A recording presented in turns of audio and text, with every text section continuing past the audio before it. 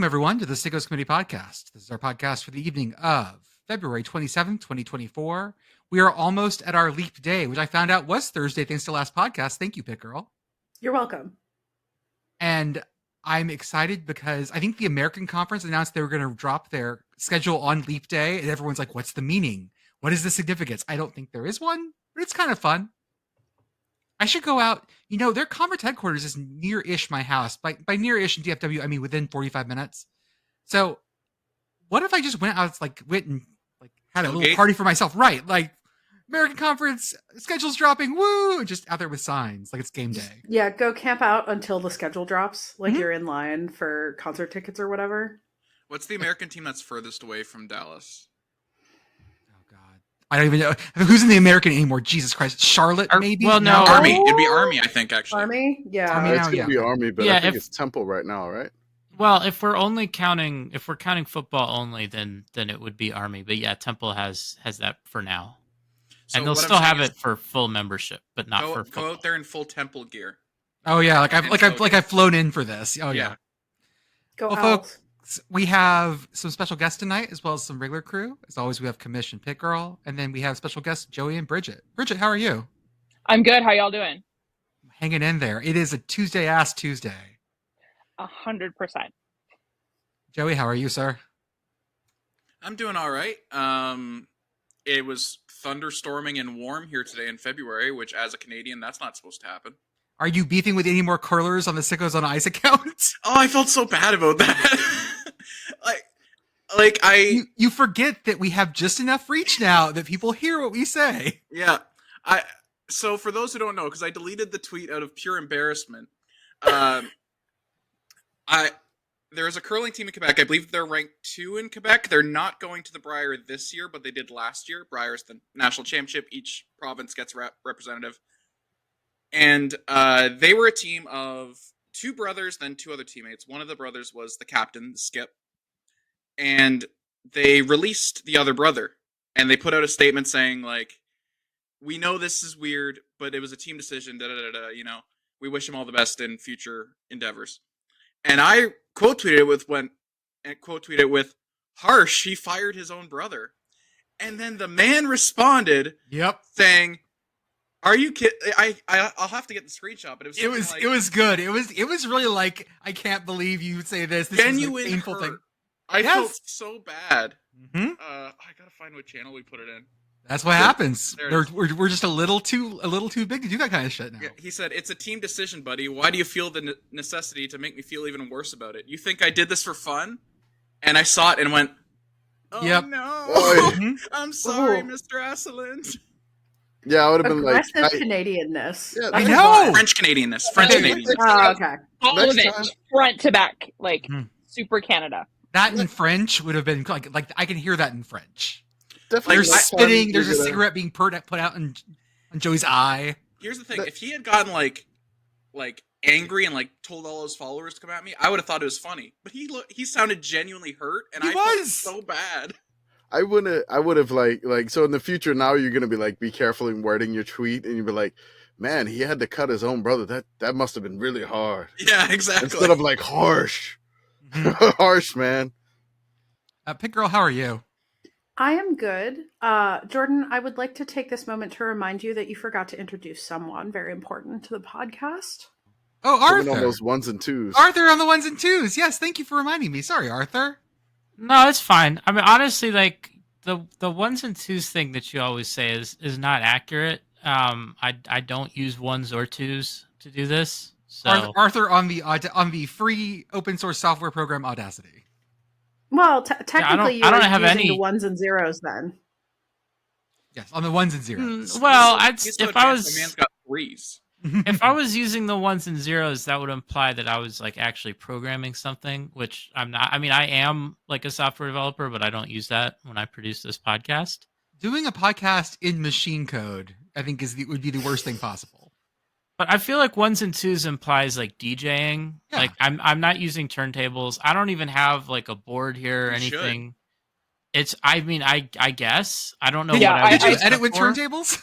I was gonna say next Patreon goal should be get Arthur a board.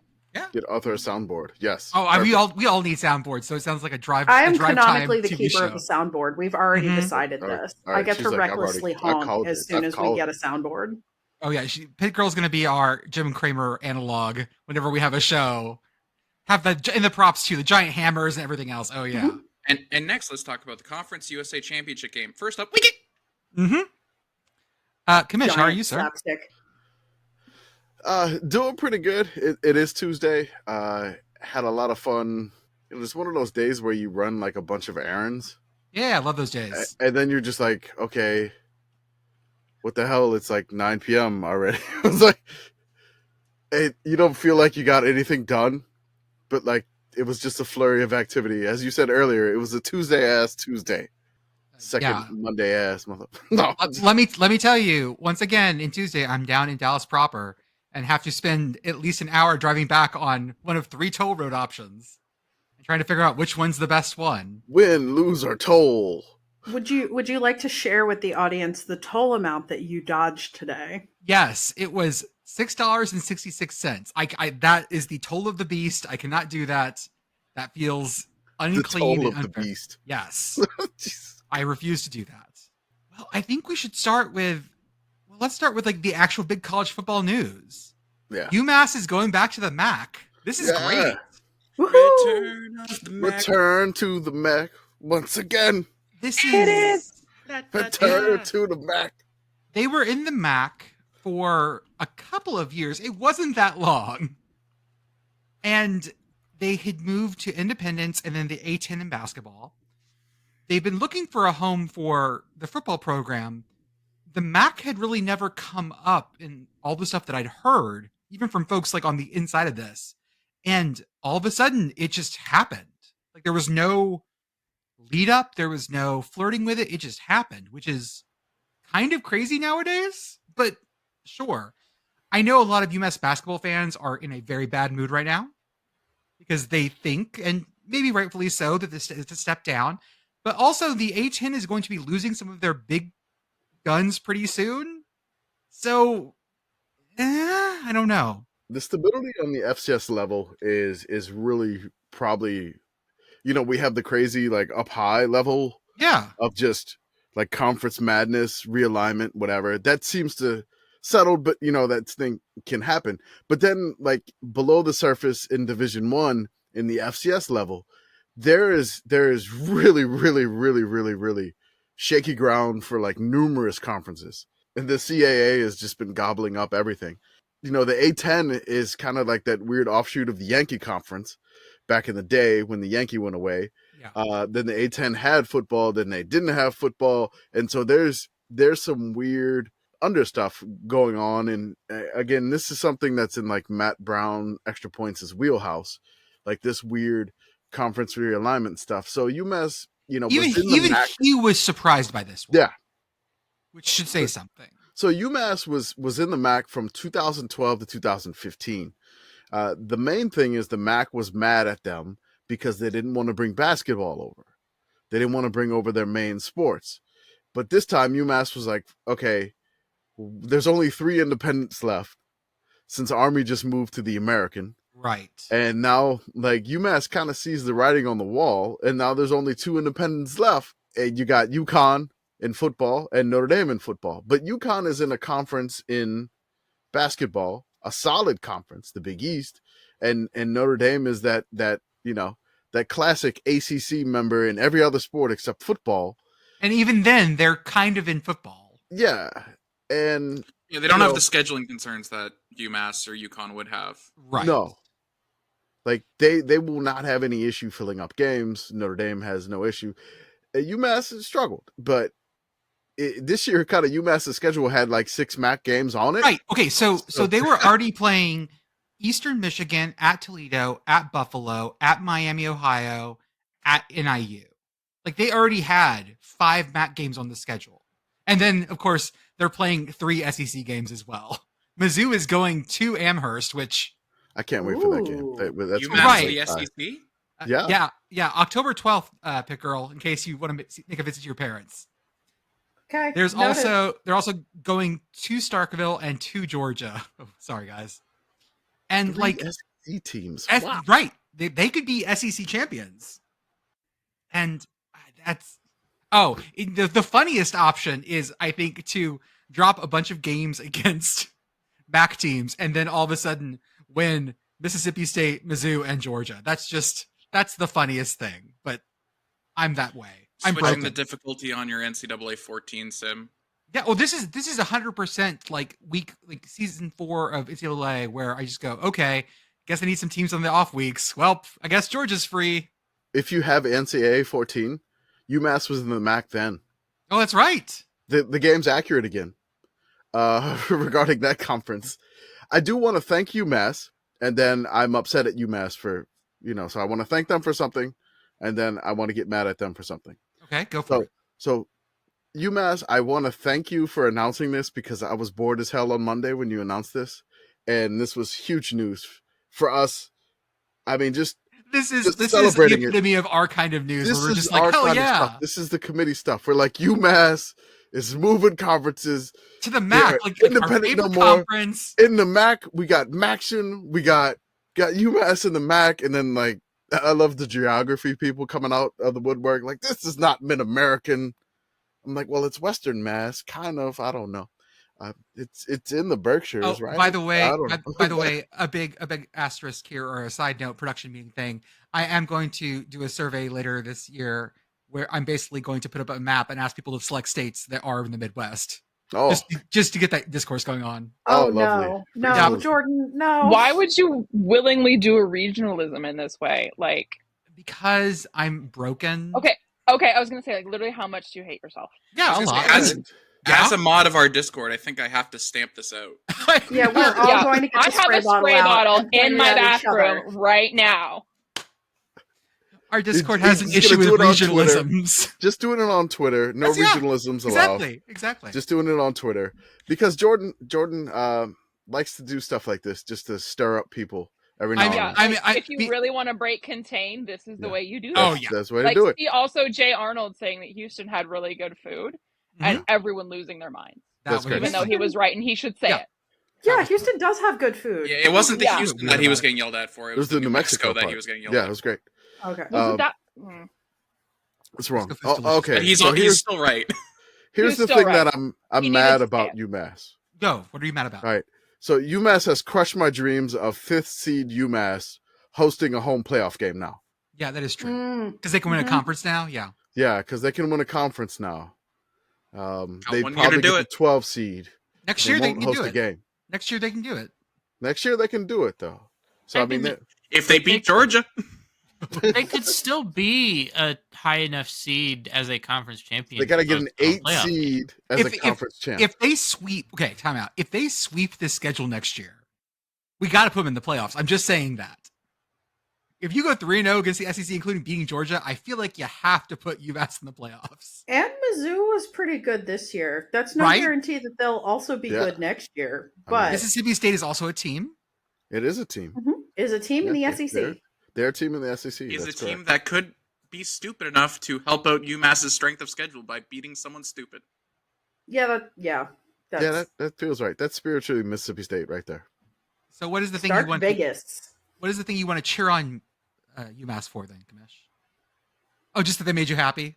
Yeah, they made me happy. That was it. There you go. That's like Perfect. they made my day. UMass made my day. Thank you, So- UMass, for making my Monday. So we're also That's now a brand new sentence.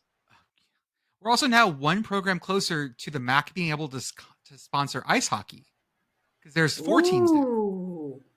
and They it's need getting- 6, I They believe. need 6. You got to have 6, but it's getting a little closer, and that's also fun because You know, Hockey- Notre Dame, you could leave the Big Ten for hockey. you totally could. MAC hockey team Notre Dame. Jesus Christ. I think Eastern's probably gonna get a hockey team at some point. That's like that would whenever probably you do it. find out that Vandy's in the Southland Bowling Conference, you're like, okay, sure, why not? Or what was the other one? Who moved over? I think Florida women's lacrosse is now Florida in lacrosse. the Big 12. Yeah, they went from the American to the Big 12. Why does Florida women's lacrosse not simply join the ACC? Because they would like to win a game or two eventually. Yeah, that's fair. This is the time of year where sometimes I look through and I go, okay, like what sports are these conferences actually sponsoring? And then you find out things like The Big 12 just doesn't sponsor men's soccer. Just not a thing. It And does, however, I'm- sponsor women's rowing. I know someone who It rowed for does. Alabama in the Big 12. Right. Like they came over and did that. And I think Alabama actually is going to, no, the SEC is going to start sponsoring women's rowing, I believe, because they're up to 6 teams now. With Texas and Oklahoma moving, that gets them as the team. So yeah, there's actually, in all this conference alignment, y'all, there's a lot of other weirdness going on as well, because you got to stash these teams somewhere. You have this like breadth of, okay, we have all these teams. Now, where do we put the field hockey team? And it's got to go somewhere. And that's how you end up with shit like, California schools playing in the like the America East Conference for field hockey or whatever. It's just like bizarre things that happen. Pac-12 wrestling, I think, still has like 7 members. Like they're gonna survive this year. I wouldn't surprise. But then, of course, I think isn't University of Arkansas Pine Bluff? Aren't they in the Pac-12 for wrestling or something bizarre like that? One of those schools, yeah. Or maybe it's Little Rock. I can't remember which. There's again, wrestling is also a really weird one. 12 wrestling. Search. Good, because I was also Googling it. Sickos Committee Googles things. I'm gonna start binging things. Hey Bing, you want to sponsor us? I'll start binging. Oh God. No, please stop. Arizona Probably State, get Cal DuckDuckGo Poly, money. CSU, Bakersfield, Little Rock, Oregon State, Stanford. There you go, Little Rock. Yep. Bizarre stuff. I love it. Okay, next thing. I don't want to talk about court storming Discord because I'm so tired of that. We shouldn't arrest people and tase them for court storming the court. We should probably give opposing teams a chance to get off the court. That's my point. Straight to jail. Don't commit Jordan. assault. Yeah, do storm the court. Don't commit assault. Thank you. Yes, continue court storming. However, I did enjoy the visual of the alternative suggestion that I saw someone say, which is the team storms the student section, which I feel like would just cause a very troubling visual. Wait, like the winning home team or the like The winning home losing? team. Okay, because I was Yeah. thinking the No, losing not- away team that Oh, just lost. No, that's just the malice at the palace. Yeah, I was No. gonna say not a mass malicing. That's just a team going in, a losing team just going in and wailing on the home fans, which, okay, entertaining. However, I have nothing to say about this because the side of like, we should find them and tase them and expel them is stupid. And then the Straight side to jail. and the side of like, everyone should be able to run into everyone no matter what is also. And like, okay, you're saying me, I'm like creating straw man on this. People literally were like, we should expel students who rush the court. Yeah. It ain't gonna change. You can make it safer. Or you could do what soccer does. If you want to spend the money, if you want to do what soccer does, and put up like a chain link fence, a moat, and someone standing like every 3 feet to stop people, you can do that. That's Basketball a choice. moats. The If only we're gonna place- do that, I want to be able to bring flares to a basketball game. I want to do. why the don't you? whole, like, Who's telling you soccer no? ultra They do thing. that in And Europe. flags. Smoke I need and the giant flag. flags to wave. You're I need describing chants. Serbia. You're describing Yeah. Serbia. I know. That's it. Hey, That's- Sickos Yeah. Committee goes to the Eternal Derby one day, okay? Red Star Yeah, and but for basketball inside. why not? They do it for basketball. They do. Oh, they do for Euro basketball too. Yeah. that's Yeah. right.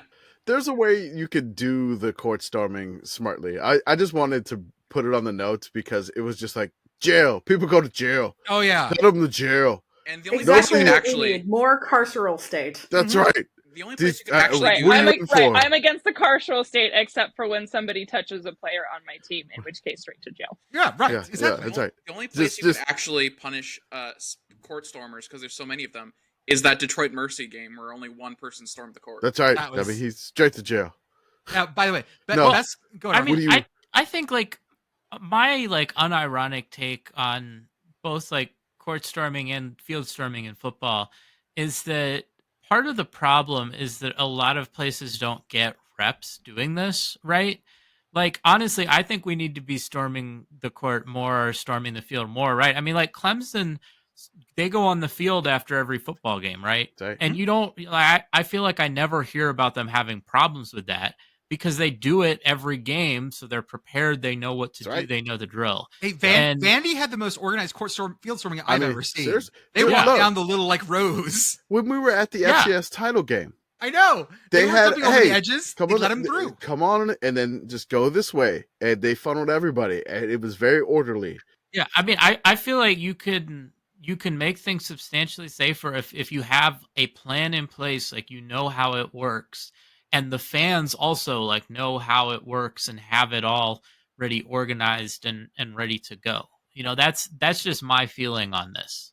I agree. Or we should jail everyone. I don't know. Straight to Sure, jail. why not? What are you in for, Jordan? For court storming. Wake Forest upset Duke. Big Force upset Duke, yet the white collar criminals were in the stands, and I got arrested. Oh no, we we upset Iowa women's basketball. I've been here for 4 years. That's just because they're paying off the tickets.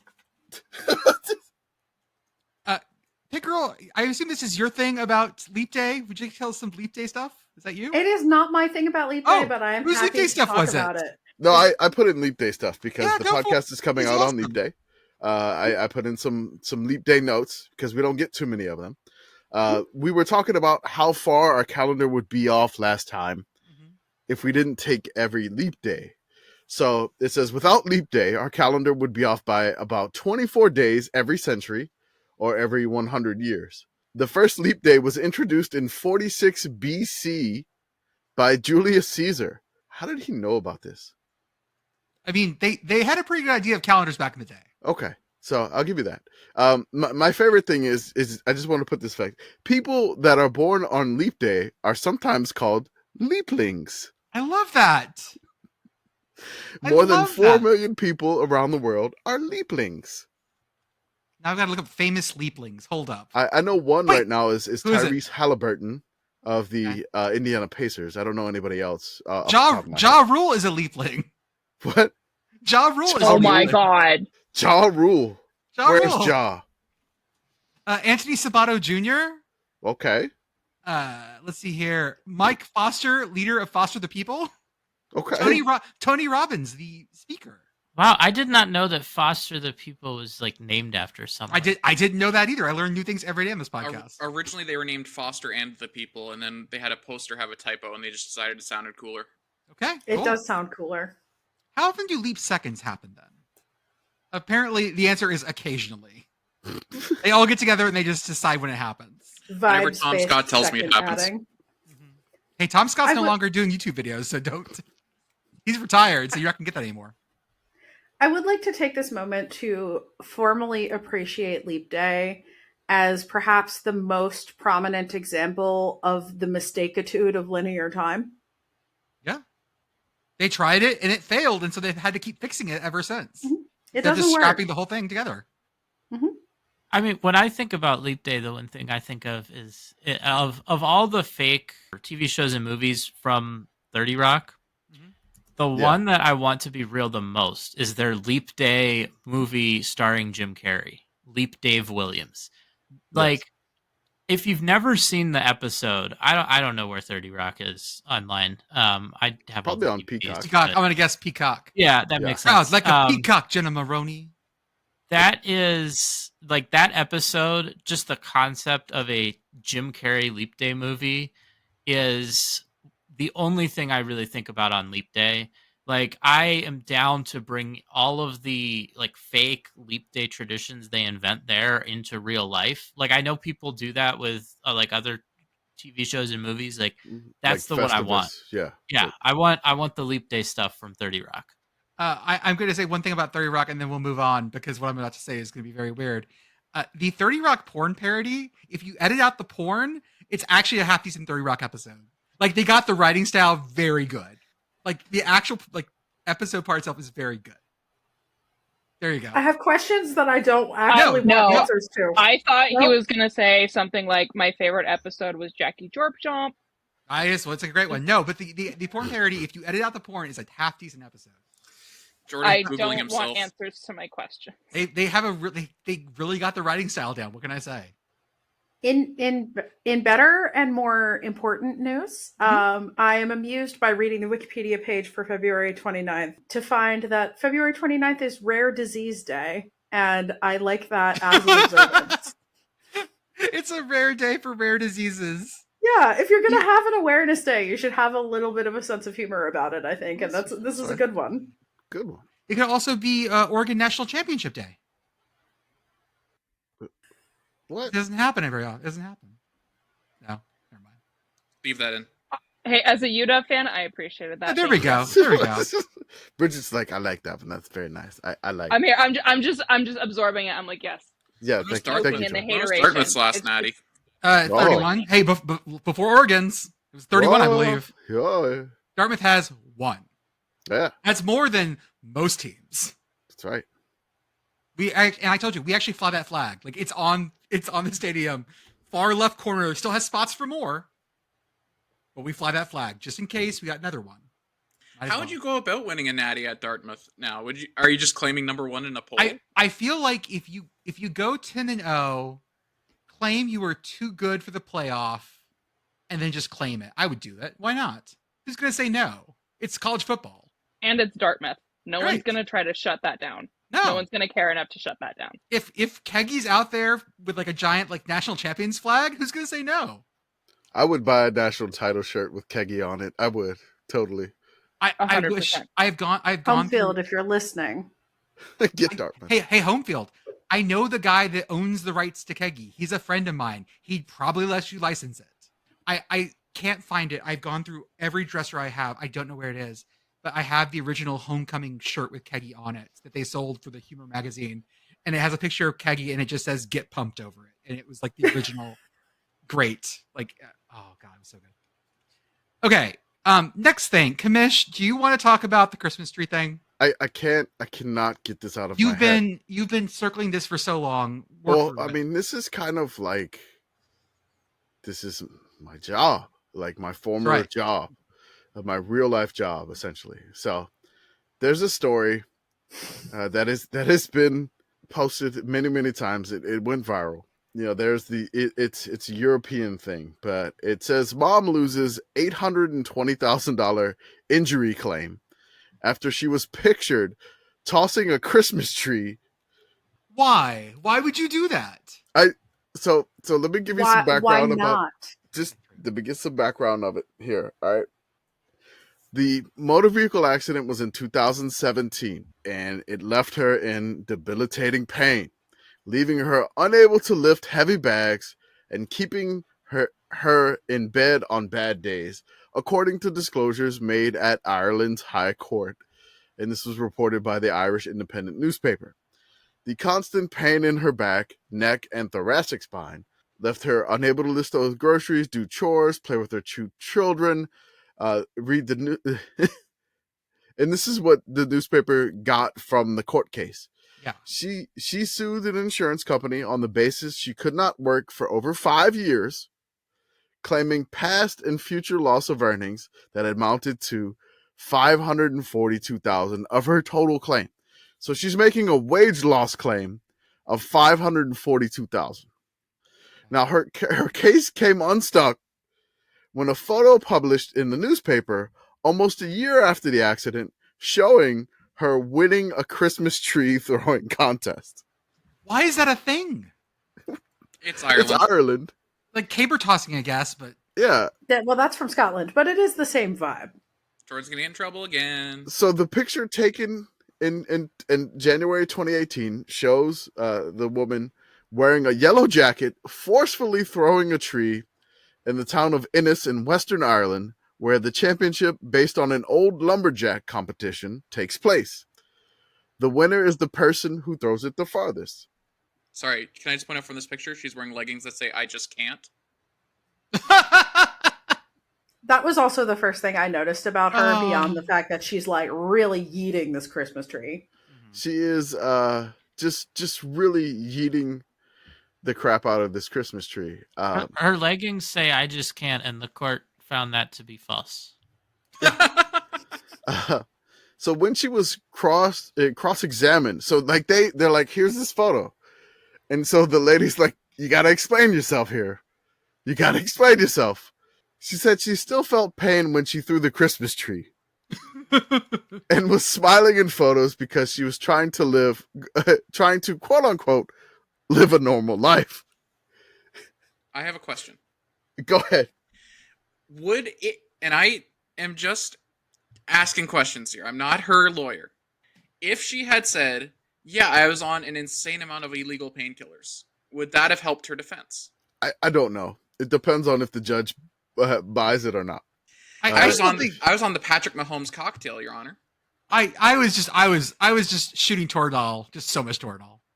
Irish lawyers, sound off in the chat. Mhm. We would love to hear from you. So the judge said she provided over the case. She said that she had no choice but to dismiss the claim because of the very graphic picture of her throwing the Christmas tree, which was at odds with the medical evidence provided. I am afraid I cannot conclude the claims were entirely exaggerated. She also took into consideration video from last November played to the court showing the woman play wrestling with a big Dalmatian dog for up to 1.5 hours, according to the paper. They went Broadway. That is a long time. That's a long time to play with a big ass dog. Yeah. That's Kenny Omega numbers right there. So a spokesperson for the insurance company said in the statement that the significant majority of claims that we handle are genuine. They added that the firm was very pleased with the outcome of the case, as it sends out a clear message that we will robustly challenge any attempts to pursue claims that are not genuine. The legal representatives of the woman who had her case dismissed did not respond for any comment. This reminds me, there was a time in my history, which I can probably give some information. I worked in New York, personal injury claims as an adjuster. And this was probably, I think the statute of limitations should be up here.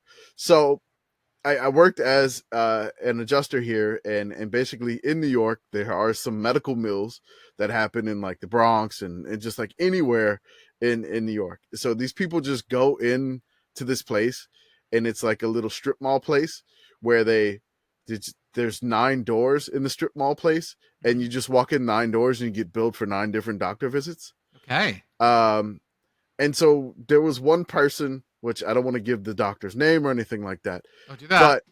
But one of the investigations I referred to in a unit that investigates fraud, they found the doctor that was in charge of one of these things, which they're numerous, they're multiple, and they're probably still ongoing to this day because it's a game. But they found the doctor and they went to go catch the doc. He was attempting to flee JFK Airport to go to Suriname with a briefcase full of 50K. I assume that he was going to be a korfball championship in Suriname. Sure, perfect. As well. New identity, new life. Just start. I don't want to give the person's name because It's different again, now. it probably but yeah, this reminiscent, and I could not get this out of my head, and then just having this picture just being like the perfect Christmas tree toss and winning the title of the Christmas tree toss. That's the best part, right? Yeah. Is that she was a champion. I was a champ. She can't even say like, "Hey, I would have won the championship if it wasn't for my pain." If she like finished like 4th or something, because like I won it in 2016, but no, 2018 title winner. Picture with her holding the plaque and her name, saying she's the title winner. It's amazing. Now this has me thinking. I'm imagining like, I don't know, like movie idea or whatever, but a legal drama about the insurance implication of Jesus doing miracles and curing people. Oh, I like this. So you're saying an insurance adjuster show taking place in Nazareth in the hundreds. Yes. I like it. So I like Jesus is healing people, but then the people act like injured? No, Jesus is healing people, No, and no, then the I'm- insurance I'm- company is like pulling their claims. Yeah, yeah. You said you were blind. Man, that's got to be a tough day going after Lazarus's wife. I Yeah. was just gonna say, I was like, how do you even begin with Lazarus? Like, ma'am, I have his death certificate right here, and yet here he is. We don't talk about how much got paperwork better. Lazarus had to put through to like come back from the dead. Like that must like they don't. You hear about people that die on they die on paper. They have so much trouble with Social Security and everything. We don't talk about how much Lazarus paperwork he had to do. I do want to mention, by the way, that if you are at Western Kentucky when you hear this on Thursday, you will still have a chance to become Big Red. Big Red tryout informational meetings were this past Monday and on Thursday at 5 p.m. at the Diddle Arena Center Court Club. Unfortunate name for a place. I was just about to say, I'm That's sorry, fine. where? No, you need to go to Diddle Arena. Yeah, there's been a reply as they call it, about the old diddler. What did they say about the arena? Yeah, Sorry, it's just Bridget. like Sorry, Bridget. This is not good. Not good. Bridget's just It's not good jokes here. Lost it. There's not good I jokes. was this close. I'm so glad I took like a beat. Not good jokes here. No. But yeah, you could go be Big Red if you're at Western Kentucky, and you absolutely should. I'm out of realized eligibility. that I don't have you don't need eligibility for this. This isn't an NCAA thing. Any student there is. You have to be a student, but you can go sign up for 12 credit hours. Yeah, I'm going to go taking one audit online one class. course at Western Kentucky so I can be Big Red. That's how this works. I mean, the famous Ohio Bobcat that beat up Brutus Buckeye wasn't even a student there. In fact, I believe the Miami Hurricane, the Sebastian the Ibis that got arrested was also not a student. He was That just is correct. he was like a dude. So He you was could just be a dude. you could be a dude at Western Kentucky. Or sorry, Big Red can be ladies too. Big Red is canonically genderless. They're very specific about that. Big Red is everybody. Big Red uses they them pronouns. Big Red's awesome. But yeah, I realized when I heard about this, I sort of stood up and tried to waggle my hips like Big Red would. And y'all, I don't think I have it. I don't think I've got the Big Just Red. gotta do hula hoop workouts. It's just a matter of want to. Right? Sure. Like you figure that it's just hula hoops. Like if you got those hips, the hula hoop hips, you can do Big Red because Big Red's all Just about hula hoop. Yeah, hula hoop to Shakira, just over and over. it's Until all your about hips don't lie. it's all about the thrusting. There are certain mascots that are all about the thrusting. Gritty. Gritty is all about the thrusting, right? Gritty is all on the Yes. hips. Right. You know exactly what I'm talking about. And Big Red, same thing. You see him thrust, and that's what you want. There are some mascots that are not. I'm gonna push back on the that's what I want. Hang on, I'm changing the Sickos on Ice bio to Gritty is all about the thrust. Yes. I mean, he really is. It's about that and him occasionally flashing you his belly button, which does change color for reasons yet to be explained. It's the uranium. I mean, there are mascots that aren't about hips. No one talks about Puddles the Duck's hips. No one talks about Bevo's hips. But there are certain mascots that you got the little hip work. Big Bird was about the hips. No? No? You Okay. say that like Big Bird is no longer with us. Why was that a was? I read one of those articles the other day about the idea that Big Bird almost went up on the Challenger, and what. So there Oh was no! right. No. There Wait, Big Bird the suit or Carol Spinney the actor? I don't remember what Or the both. plan actual was. I As it Oh believe my was. god! that- I I hate believe that it was I'm going to about be- to This Google Big Bird Challenger. I don't want to. But yeah, Big Bird nearly rode on the disastrous Challenger mission. Carol Right. Spinney, the Oh, puppeteer it was- in the yellow suit, was in talks to go to space. Oh no! yeah. If Big Bird had gone down in the Challenger, No. that would have been an issue. It would have been him in the Big Bird suit.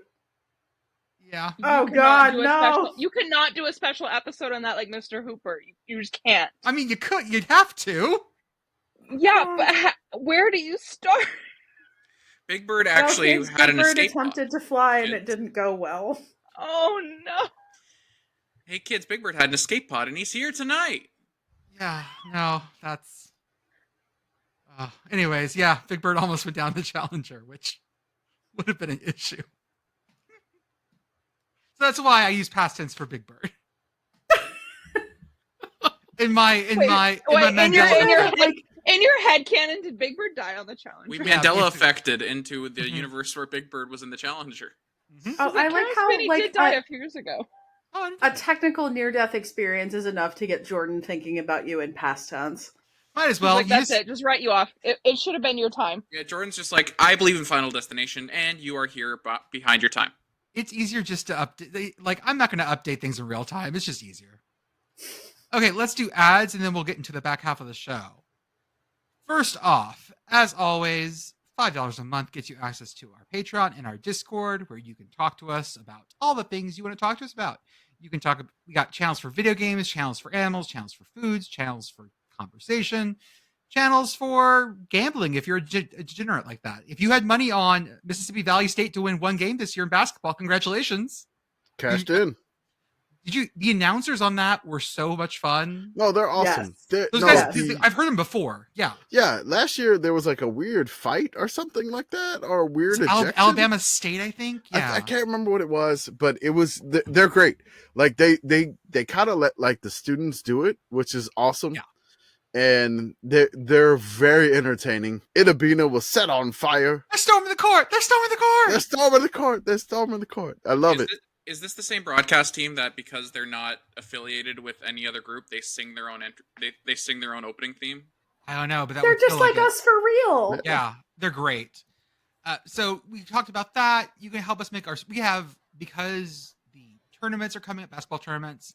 We're doing lots of work for that, figuring out who's in what tournament, the placements. I got other things going on for that. So if you're interested in that, come join us. You also get access, of course, to our patron-only podcast, Commission's Corner, and the Untitled Beth and Jordan Fight Song Project, which will record its first episode this week. Very excited about that. Woo-hoo! But then I realized that because she and I have jobs that are a little more flexible, let's say, we think we're just going to record it like Friday morning at 10. That Because feels weird. I know, but that's the time both of us have. It's easy. I know. I don't know what it's going to be like to record a podcast at like 10 in the morning. Why is this my thing that's like, whoa, linear time for this Right. episode? Not leap day. It's recording the podcast at 10 a.m. on a Friday. Huh. We also have our merch store at sickoscommittee.org, our YouTube channel, which has new videos for every podcast, new shorts that are going very well. People are loving those. They're awesome. Thank you, Hector.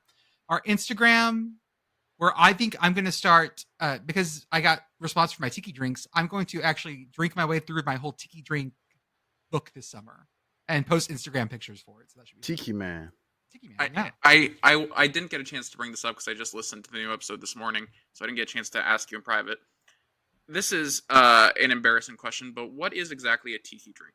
Is it like just like Caribbean sweet drinks? It is like fake Polynesian drink. Okay. Think bars with lots Bamboo. of like almost Margaritaville, but cheesier, because Margaritaville is more like Key West.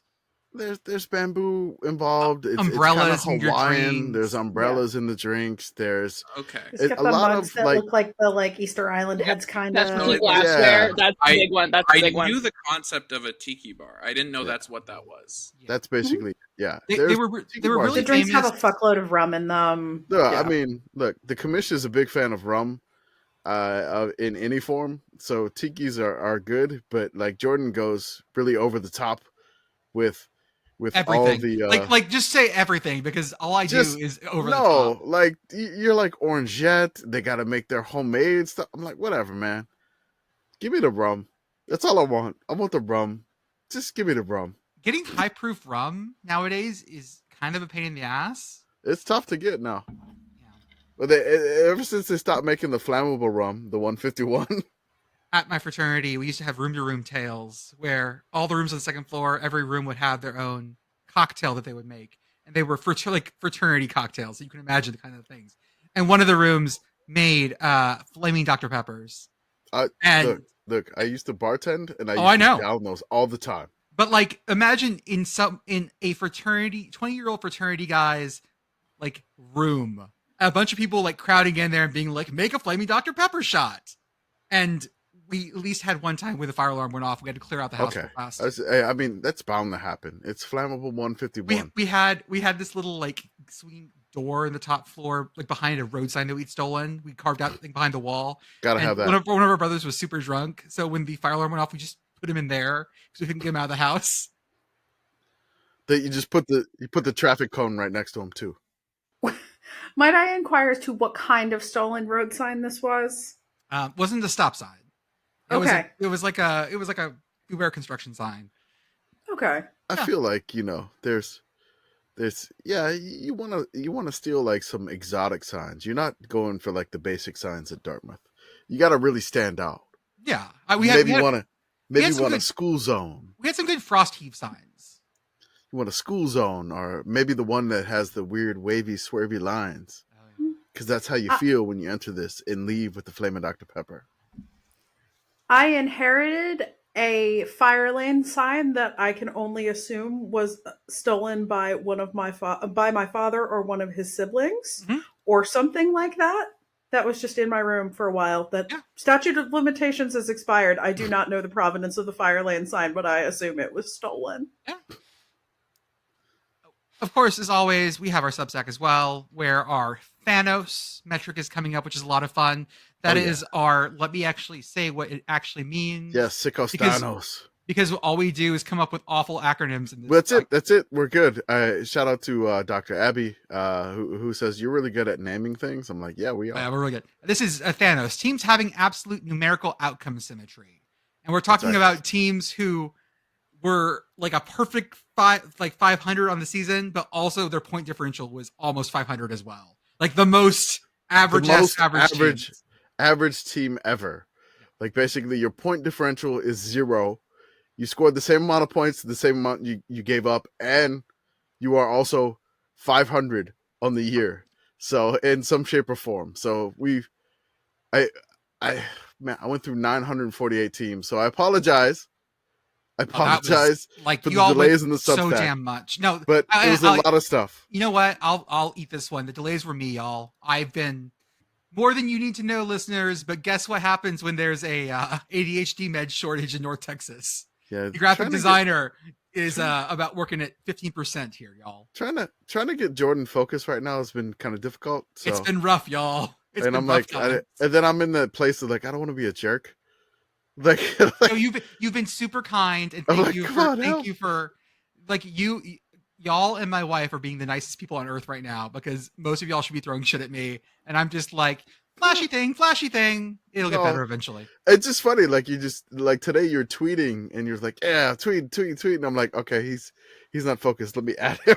Oh yeah, and I wasn't anywhere near my computer too. I was doing that off my phone. Yes. Somewhat related, the Matt Brown tweet from earlier, where it was like, the neurodivergent sports writer or whatever it was, and the neurotypical wife that closes all the cabinet doors. Me and my partner are both neurodivergent, and we both do some online writing or whatever. And I happened to read that tweet while standing in the kitchen, and guess what, baby? Those cabinets were open. Yep. I heard my wife shut too. From the other room, the minute I saw that tweet, I heard a sigh, and I heard 2 cabinets shut. We also have, shout out to Message Board Geniuses podcast. They always go to places that we refuse to go because message boards are... there was one today where I just want to shout out that one today. There was a Florida fan saying that no Florida player did anything worse than Jameis. 5 minutes of silence. That's a choice. And Message Board Geniuses, all they could do was type on that take from the Florida Gators message board was just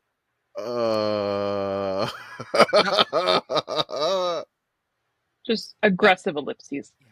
Pink Girl, do you want to talk about that Panther layer take? I do want to talk about that Panther layer take. Yeah, go for it. Thank you, Message Board Geniuses, for surfacing this, because as always, I will never pay for Panther Lair. Shout out to Panther Lair, the Twitter account, though. He's great, but the message boards, not a place I want to be.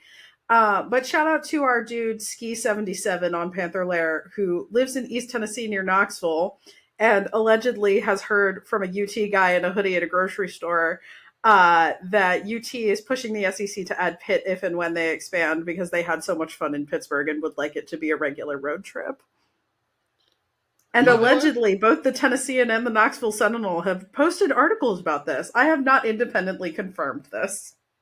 I don't know. Pitt and SEC would be fun, I think. Honestly, personally, I would love it. It's not even in Southeast Pennsylvania. I don't care. It's good Western. travel partner for UMass. It's... Hey, I mean, I will say, like, we had some good tailgating when we played that home and home. No, there's good. I look, Pitt to the SEC. There is more outlandish things that I've heard. I would love to see Pitt fans showing up in Austin. That would be great. Oh wait, yes, Texas is in the SEC now. Yeah, Can you imagine Pitt fans in College Station? That would be.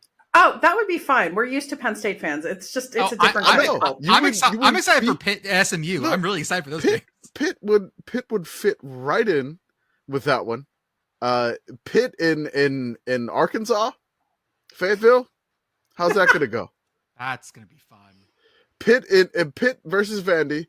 All the Pitt fans just be on, just with the bachelorette parties, guaranteed. Pitt in the Grove at Ole Miss. Oh, I look, think Pitt fans could bond with Texas A&M fans over having a lanes right by campus. yeah. Oh, hey, Pitt girl. Hmm? It is SMU's homecoming. Oh. SMU's homecoming is the Pitt game. Is Love versus Pitt. Oh God, Oh I my gotta God. try to Yeah, go to yeah, that yeah. one. Okay. Well, I feel hope like you're need to go looking to forward that. to losing on homecoming. Oh, it's gonna be Pitt, fun. Pitt in Baton Rouge. Yeah, I give it. There's a lot That of one, water that's there. great. I love that. There's duck That would boats. be I would fun. there's- attend that game. Yeah. That I would would go. be. They got some good colors. Yeah, this would be a great game. The blue I also love the and- idea of Pitt and Auburn playing for the first time ever as a conference Yeah. game. Guaranteed. The Pitt- chaos between Pitt and Auburn.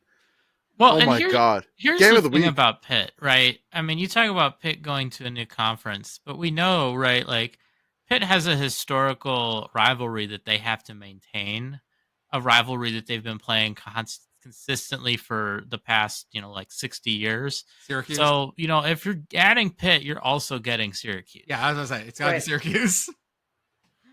Oh God. I mean, LSU and Syracuse. LSU's already went up to Syracuse before. LSU Pitt sounds like a national title game from 1931. Like Pitt went to the Sugar Bowl to play LSU. that feels right. Like That's that right. feels. In 1959, it happened. It happened. No matter what they said, it happened. We also, of course, have two sponsors or have affiliate links for two folks. Kamish, you want to explain the 7 Coffee Roasters one because I can never remember all the steps. Okay, so all the steps for 7 Coffee Roasters. It's weird because they didn't give us a code. But basically, I beveled the instructions here, which is Perfect. amazing. For The 7 maximum readability. for maximum readability, I beveled for your pleasure. You stroked it well. I stroked it well. Thank you, Bridget, for giving me advice on. Yep, on I stroking asked the him to bevel. increase the stroke just a little bit, Yeah, you Stroke stroked it. it. and it came out. It was beautiful. Thank you. All right. Stroked it. It was great. So this is 7 Coffee Roasters. There's 2 locations in Seattle. Apparently one of our followers is already on the subscription plan for this, which Yeah. they loved it. If you click our link, there's going to be a pop-up that shows up that says enter your email for first-time customers. You get a 15% coupon. Stay on the link, check your email in another folder or whatever you do, grab the code, and then order some awesome coffee, which mine is arriving, I think, tomorrow, and I'm super excited to grind this coffee and just smell it. I love smelling coffee before I drink it. It's awesome. And basically the shipping's included in the pricing of the coffee. So the coffee, you're like, why is it like $16.91 or whatever? That's the shipping that's already included in it. The shipping's already included in that. Then use your code, get that 15% off, and then get the fresh roasted coffee. They roast every day. You get it within 3 to 5 business days, anywhere in the United States. Fresh roasted coffee and bagged, essentially in-house. Which, I mean, one person said that they've had Kona coffee before on the island, and it's never touched it. Bridget, you are actually in the Seattle area. I mean, Yep. I'm assuming you've had both. Yeah, it was up by my old house on my way to UW, actually. Yeah. Is the Kona coffee, the Hawaiian coffee, just basically close to the same flavor, or basically the same flavor? I would have to grab my husband, who is a coffee master, to explain the difference. There we go. Yeah. All right. If Coffee- you know about coffee's them and delicious. he's a coffee master, it's It delicious. is really good. I will say, they are a very good coffee roaster here in Seattle, and I am kind of a snob. All right. That's good. And then, as always, if you love soft, wonderful, comfy apparel that's licensed for all sorts of colleges around the country, go to Home Field Apparel.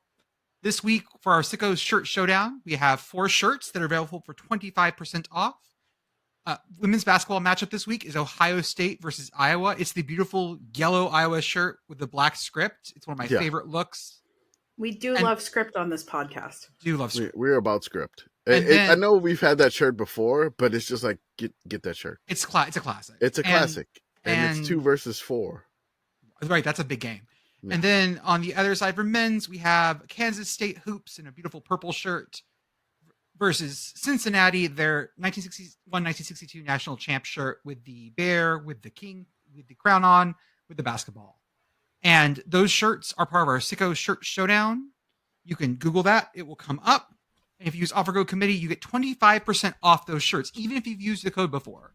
If you're ordering just whatever from Home Field, you've never ordered from them before, what's wrong with you? But in case you haven't, use offer code yes, ha ha ha, yes, that's 3 ha's, for 15% off your first order. But the Circle Shirt Showdown shirts are 25% off with offer code committee, and they're, no matter how many times you've ordered from them, that code still works for those shirts. All right. They are while they last. We got 13 shirts left. They rotate in and out, so go fast. We still have like the ones we had last week, the LSU, Tennessee. That Lady Vols shirt is so good. That Lady Vols like back to back national title. The Duncan Buzz for Georgia Tech, that shirt is phenomenal. It's 90s as hell. I love it. Yeah, I've personally bought the Indiana State Sycamores. Yeah, that shirt. I love it. They have the Boise State Bronco, the Friars hoops, and then we have the Dunking Hoya for Georgetown. Still up there. Get it. Hurry. Come on, Georgetown fans. Come on. Hey, Georgetown, you're going to turn around someday. You might as well get a shirt now. That's right. It's on sale. And so we go into our second half of our program, the second act of what we do. And we're going to talk about this week a double Wikuasiwi. What is coming up and why should I watch it? This is what is coming up and why should I watch it? Joey, can we do the Iditarod first? Of course. So there's a lot more history to go through, I assume. Bridget is here, and she's going to talk to us about the Iditarod. The Iditarod. The Iditarod. I don't know if you, like me, just read a lot of Jack London as a kid, or you watched the cinematic masterpiece Balto. Love me some Balto. It was a very good movie. Obviously not accurate, but that's what we're here to talk about. So the Iditarod, mushing as a mode of transport, dates from at least 6000 BCE. Another fun fact is that your boy Norwegian explorer Roald Amundsen beat Robert Falcon Scott to the South Pole in 1911 by using sled dogs instead of Siberian ponies. And he will come up again later. If you want to learn more about him, you should read The Last Viking. It's a real good book. So there are two... Siberian ponies are adorable. Aren't they? Yeah. Oh my god, they're like fluffy ponies. Little fluffy babies, yeah. When she said sled dogs, I was reminded by that horrible movie Snow Dogs with Cuba Gooding Jr. Yeah, after he won his Oscar. Several, yeah. Yeah, I'm sorry. Where he's just like fully phoning it in from there. Oh, for sure. I'm not gonna say like who doesn't want to hang out with some huskies. I mean, I do. Same. The fluffy ponies also have really good bangs. Just saying. Yes. Great right. bangs. Like I will never have bangs that nice. Like I think I do, and then I remember that I can't do bangs. Oh, okay. So 2 things happened with the Iditarod race. So the Iditarod Trail was used primarily by Native Alaskans from Seward in the south to Nome in the northwest of Alaska, kind of northwest central.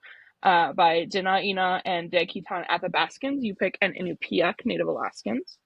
The discovery of gold in Nome exploded the quote-unquote development. I'm doing quote fingers because podcasting is a visual medium, which were like roadhouses and things, places to rest your dogs, roughly 20 miles apart, about an average day's travel by sled along the trail until its disuse in World War I.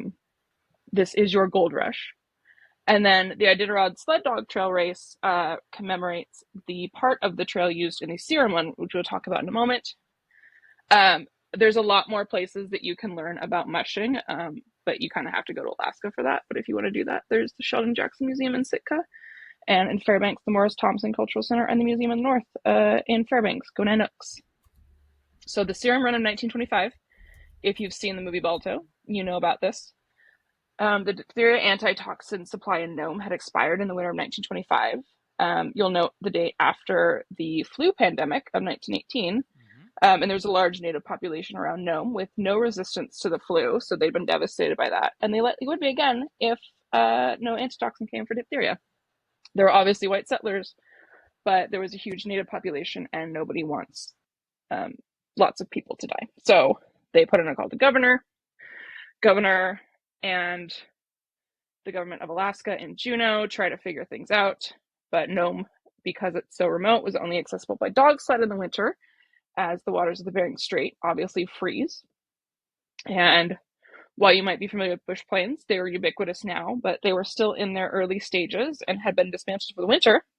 I said Roald Amundsen was coming up again, and he had supported flying a plane, either from Fairbanks or getting it on like an aircraft carrier, basically, and bringing it up As far as the we could, yeah, as far as we could from Seattle, which is a really long way by boat, I Long will ass say. way. Yeah, it's like it takes like 6 days to get to Anchorage by boat. It's a long way. But they wanted to get it up as far as they could and then try to fly it in. But the weather was very bad. Fairbanks being negative 50 degrees Fahrenheit. Oh God. Yeah, the storm was just so bad they couldn't get through. One thing I do want to note, the name of the Alaskan governor at this time, Scott Bone.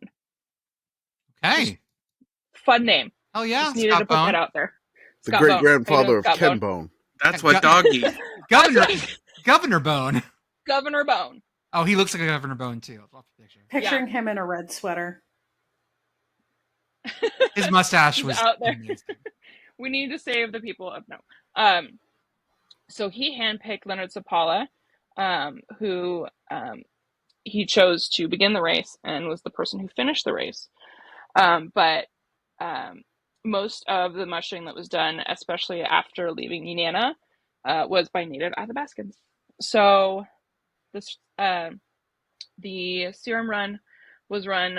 They got it up by train to Nenana, which is near Fairbanks, and then mushed it across to Nome. So the Iditarod sled dog race. I don't think I knew that Nome was like out on the little pointy out. It's so far. It's so way far. out there. It's just basically what we were talking about, like Yukavik, Barrow. Yeah. Just Yep. it's way out there, but like Barrow is way to the north. But like Nome is just This is like basically all the way to the Russia. west. It is like Yeah, Russia. it's essentially Literally. yes. Yeah. That's right. You can see them from Yeah. your backyard. You can. Thanks, You Sarah. can actually see Russia from your front yard.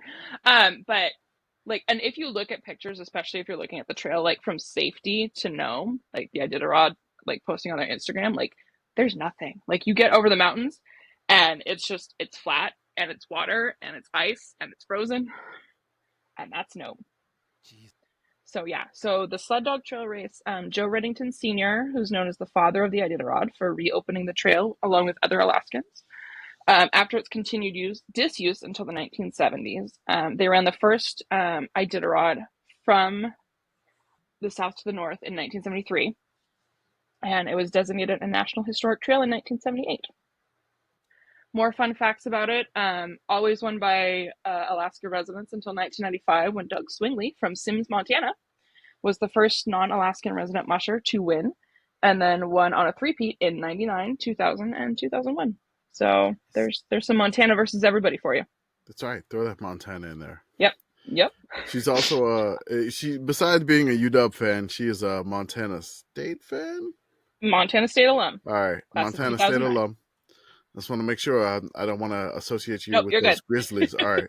I mean, so I'm Montana versus my rooting interests go from Montana State to Montana if Montana State is out, which I know is heresy in a lot of spots. And then Big Sky Conference, and then just your underdog. There you go. But Okay. we're very loyal to Montana, especially because All right. my husband's from Missoula, so I can't hate the Grizz. Wait. half Did the you families- like marry like was it like Montana State versus Montana in a marriage? That's what it is. Montana Oh, House God. Divided. So he this he and is, I went. He and I Hell went yeah. to MSU, and his dad and his brother went to Montana. this is West Side Oh. Story. Yeah, his mom is the neutral party as a Virginia Tech. the woman. Romeo and Juliet story of Montana. Yes. God. Well, no, so like we both went to MSU, but Oh, then okay. his dad and his brother went to Montana. Gotcha. Oh. So it's more house divided versus just. Oh we know God, each other. that house is. But so I will divided. say his dad is a Vikings fan and his mom is a Packers fan. So Let's even. Oh my God, Even that's even more divided. How yeah, divided could there's- that house be? If Bridget becomes a Bears fan. Yeah. oh God, I love myself. I love myself, I'm and still that's why I'm a Packers a fan. BC fan as the neutral party here. Yeah, she like from North Carolina went to Virginia Tech and ended up in Montana, and she's Sure. the neutral party in the rivalry. Jesus. Yeah. Love it. So very loyal to Montana. So the ceremonial start for the Iditarod begins in Anchorage. This year it will happen on March 2nd. It will be live streamed on iditarod.com if you want to watch. But the actual start to the race is in Willow, Alaska on March 3rd. So they basically repack everything, get everybody set, restart it the next day. So this is like just the parade lap, basically. Yep, just like there's a big, I think it's Sea Alaska in Anchorage, and they just get everybody set. Everybody packs the start line. Cheers. They run for a little bit and then get everybody to Willow and then just restart from there. Okay. So there's 23 stops from the ceremonial start in Anchorage to Nome. Your shortest distance is 18 miles from, and Alaskans, I'm really sorry if I say these wrong, Golovin to White Mountain, and your longest is 85 miles from Kaltag to Unalakleet. Oh my god. You're running 922 miles total from Willow. Oh. And your routes switch every other year. So there's a northern route and a southern route because the towns along the route are so remote that you have people coming to support the mushers, you have people coming to watch, and you don't want to overburden these very small remote towns. So they switch. And 2024 is a northern route. Are the routes So about the same distance? Yeah, they're about the same distance. It's just a matter of like you get up and you go this way. And then there's a point where you can kind of go kind of around. If you look at the map, again, podcasting is a visual medium. Totally. But you'll see the difference between the route. They switch every year except on years when there's no snow, which I think was like 2019 when there was not enough snow on the southern route. So they just go north. Okay. So they did the northern route that year. So your fastest time was set in 2017 by Mitch Seavey. 8 days, 3 hours, 40 minutes, and 13 seconds. That feels so fast for 900 so miles fast. with dogs. So fast. And then your longest time was set in 1974 by Carl Huntington at 20 days, 15 hours, 2 minutes, and 7 seconds. I assume they just thought he was dead. Like they assumed just everyone had died. Was that the longest winning time? Or no, my dude was way at the back. Okay, so this is like the person this is just finishing the longest marathon to ever okay. finish. Yeah, this is your final finisher. And what they do is they the same way they did in the serum run, they put a basically a ceremonial light on the gate into Nome, and they just light that lantern until the last person finishes. So when the last person finishes, they take that down. So speaking of strategy, so you have 12 to 14 dogs per team. You need at least 5 of them to be on the tow line at the finish, which means you just need 5 dogs pulling. At least 5 to finish. You cannot add in dogs during the race. So like if a bunch of your dogs get hurt and you can't run, you're out. But you can switch dogs as you need to. Like if your dog's just exhausted, they need medical care, anything like that. For animal safety, vets are at every single checkpoint and they check the mushers' diaries of what the dogs eat and drink and just check up on them. Dogs also undergo ECGs and checkups, including blood work, by Iditarod vets prior to the race every year to make sure that they're healthy enough to run. And there's a big thing on the Iditarod website if you want to see how they like evaluate the dogs and how they care for the dogs. It's really neat. I would recommend reading it. It's awesome. Yeah. Okay, so your current champion is Ryan Reddington. And yes, his grandfather is that Joe Reddington Sr. Ryan trains his dogs near noted murderous Great Lake, Lake Superior. Just want to shout out the Edmund Fitzgerald. You're never forgotten. Always in our hearts. And last year, so there's some bad vibes, very bad news around this year's Iditarod. So last year's Rookie of the Year, Eddie Burke, was disqualified for domestic violence allegations, and we won't be talking about him. And then last year's winner, Brent Sass, was disqualified for, let's say, sexual assault allegations. Nope. Oh my god. I can put it. So we're also not talking about him. Dude. Yeah, twice in like a week, they're like, "Oh, 2 guys disqualified by Rule 53." That's and that's they don't recent say anything too. about it. That's yeah, super this recent. was in the last like week and a half. Jesus. Both of them got disqualified. So we're not talking about either of them. Instead, I've chosen to talk about the 2020 Rookie of the Year, Mille Porslid. She's from Denmark. She finished 15th in 2020 at 10 days, 1 hour, 43 minutes, and 15 seconds. In 2021, she received the Leonard Sapala Humanitarian Award for dog care, the person who takes like the best care of their dogs on the route. And her grandfather founded the first Arctic research station in Greenland, which I thought was a very fun fact. Cool. She's done long-haul dog sled trips in Greenland, Finland, Russia, Norway, Sweden, Alaska, and across Canada. Her first race was the 800-mile Nadezhda Hope race in Chukotka, Russia. In the Iditarod, she finished 5th in 2021, 14th in 2022, and 9th in 2023. And because she's from Denmark, she's still classified as a non-Alaskan, even though she lives in Alaska. But that's how they classify people. Okay. And I thought this was fun. All of the sponsors are listed on the Iditarod site for each of the mushers. And one of Mille's sponsors this year is Mrs. Holfoss third graders. Adorable. Oh, amazing. This is one of those things that I think gets romanticized because, again, I think I read so many like Call of the Wild kind of things and like. Oh yeah, 100%. Like when I was in 4th grade, I had a friend move from Ketchikan to Laramie, Wyoming, and I was like, "What is Alaska? Holy crap!"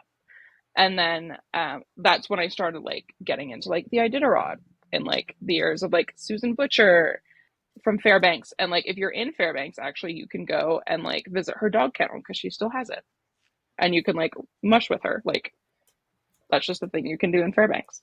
So how many dogs are usually on a sled, like at a given point? I would say average probably like 7 to 9. Okay. But like if you like need to rest a dog, you can run with as few as 5, right? Like 4, 1 with the lead. How are you like resting dogs? Like, I mean, are they just on the sled with you?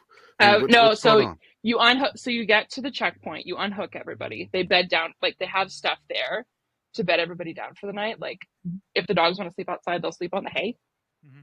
They'll just hay. The dogs will curl up in a big ball. It's very cute.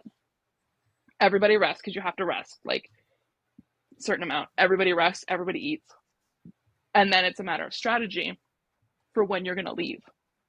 So same as like a pit stop in F1, you see this person boxing, you see this musher leaving, you think, okay, like they're this far behind me or they're this far ahead of me, but I need to rest my dogs or I need to sleep or I need to do this. Like all that is constantly in your mind. Is it a total time then? Like they add up the total time. Yep. From the second you start in Willow to the second you end. Okay. And resting is theoretically optional if you want to just gun it. If you do, but then you won't have. Then you'll have very sad dogs. Yeah, yes. You're not gonna make it. Yeah. No. Okay. We do not want sad dogs. Yeah, no, and then you'll get like disqualified from the Iditarod because you ran your dogs too much. I will say I am of course not the mushing expert on the pod, but if you are interested in learning more and also seeing so many cute dog pics, follow Blair Braverman on Twitter. She posts many, many pictures of her dog, and her book, Welcome to the Goddamn Ice Cube, is pretty good. Not about the Iditarod, but about learning to dog sled. Nice. Pretty good. On my list. Yeah, there's a ton of like outdoors companies, especially around like Fairbanks, that will post like things you can go like to Chena Hot Springs and you can go like mushing like in the summer with just dogs, and like you can go in the winter, and like that's their whole thing. There's a ton out there if you want to find them. It's all quality content. I keep it around. Am I correct to think that summer dog sledding is like roller dog sledding? Kind of like roller they'll pull you, but it's almost like you're on like kind of like an ATV sometimes. Like you can be on a sled, but you can also just kind of be like on like an ATV with like seats and seat belts. Yeah, I'm just out here. I'm out here in my crop top. I'm inline dog sledding. It's 50 degrees in Fairbanks in the summer, and I'm just woo. I would like to list some of the dog names from winning teams, including Puppy and Sugar, Skipper and Shrew, Wilbur and Cora Gray, Axel and Dugan, Sluggo and Lightning, Tyrone and D2, Jake and Booster, Blondie and Fearless, Stormy and Cola, Stormy and Peppy, Oh, Larry and Hobo, which I think is a great. My Shout out personal Hobo. favorite is Velvet That's and my favorite sketch comedy. Velvet and Snickers. oh. There's You're not yourself. Have a Snickers. one of the dogs in Bluey is named Snickers, and Do it's not the give your little- dog Snickers. I love Snickers. It's the little dachshund, Don't give your dog Oh. Snickers. Yeah. and there's That Sausage dog, and he can't sit up. and there's a part in Bluey where they're playing Shadowlands. They're trying to like run from shadows, and Snickers is running slow because he has little legs, and Bluey yells out, "Move your little sausage dog legs, Snickers!" And it just makes me laugh every time. Also, K2 and Bark, Pilot and Crisp, and North and Gamble. Some of my favorites. There you go. Thank you, Bridget, for Yeah. that's what Thank the you guys Iditarod. for having me. This was And this Oh, was my it starts on the fun special interest. it starts The on second is the ceremonial start in Anchorage, and then it starts for really real on the 3rd. Can we Sorry. track it online? Like, is there a way to track? You can. So the way that they track the dogs is the dogs have like GPS collars, Mhm. right? The same as you'd put on like a hunting dog if you were sending them out hunting. But they also have their microchips, and then they track them by collar and by microchip. So that's where they track where the dogs are every single second. And like the Iditarod has like a subscription plan where you can do, I don't know, you can do all this stuff. But you'll have to see like what is free and what is not. But there's also just mad highlights out there. Cool. Ooh, for $40, I can get the GPS tracker. That's not a bad deal, actually. Business I expense. had considered asking, like, if you guys want Iditarod coverage, like, I wouldn't say no to just being like, what are they doing now? And just paying for the subscription. That I might- mean, we that could might- write that off on a business expense. Yeah, that's like business expense. Yeah, we can write that off. Like, hey, I got the card. Okay, Joey, it's your turn. Let's talk about Formula One. That's Is, right. is Max Verstappen going to win every race this Part- year? Part 2 of the Scusi. It is Formula. Oh Formula God! Une.